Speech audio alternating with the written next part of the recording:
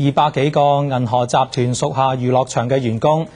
只被公司無理解僱，部分人到勞工局求助。佢哋表示唔明白喺維護本地工人權益優先嘅政策之下，點解同佢哋同工種嘅外勞冇被解僱。楊懷東報導。受影響嘅200幾名銀河集團員工分別屬於2間娛樂場，主要從事可觀以及監場等工作。佢哋分別喺星期日同星期一接到公司通知，因為生意唔係太好，需要縮減人手，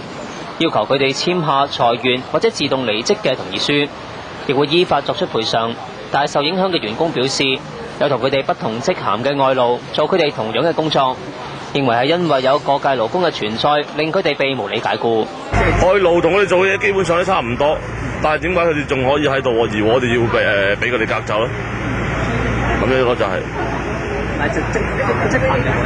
即係咪唔同？但係做嘅工作範圍基本上一樣。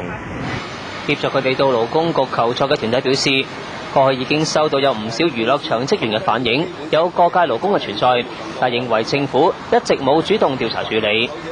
政府要做嘅隨時可以抽查，抽查翻嗰啲影帶睇到究竟呢個工友係咪過界勞工，係好易做嘅，比去搜查啲工地仲易做，但政府唔做啫嘛。而家問題就係政府咁多年嚟就係可以講得話係視而不見嘅，聽而不聞，佢就係唔做，要做嘅佢係做得到。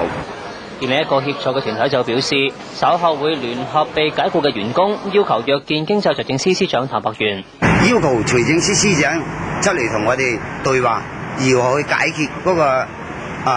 本地工人點樣去保障嗰個問題。唔好成日我哋俾腎又好，悠閒又好，你點樣去解決嗰個就業政策綱要法？你都係咁寫得好清楚，你係請你係優先，唔請你係咁先。團體表示，此次裁員以及過界勞工等嘅問題已經擴展至博彩業，希望政府能夠正視有關嘅問題，保障本地工人嘅利益。